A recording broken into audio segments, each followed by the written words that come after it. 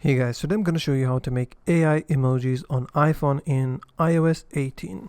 So to make an AI emoji, which is also called Genmoji from Apple.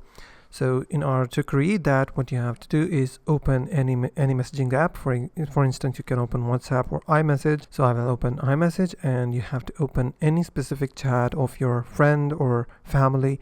Now, once you're in the chat, you have to open your keyboard by pressing on the text box.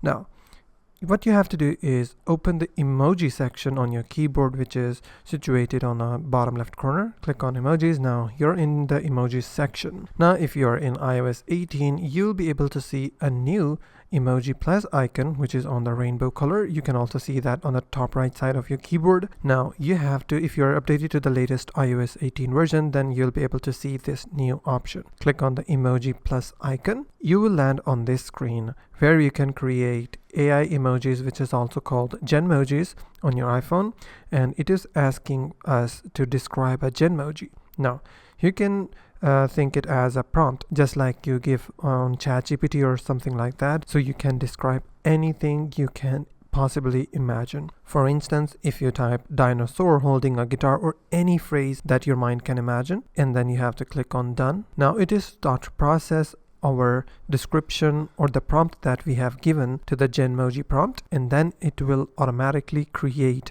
dinosaur holding a guitar. And if you just wait a little bit more, then you'll be able to swipe your Genmoji you can swipe it left, and you'll be able to see that Genmoji has created multiple variations of that Genmoji of the prompt that you have given to it. Now you can select any emoji that you like and click on the emoji simply, and it will automatically send that Genmoji to your friend of the chat that you have just opened. And that's how you can make AI emojis on iPhone in iOS 18. If you find this video helpful, please hit the like button and don't forget to subscribe.